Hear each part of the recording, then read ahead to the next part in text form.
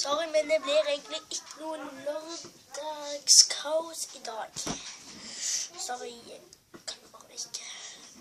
Jeg vet det. Dårlig.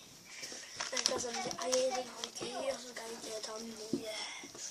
Egentlig bare med regular legends og sånt. Bla, bla, bla. Bla, bla, bla, bla. Ja, jeg vet. Mye.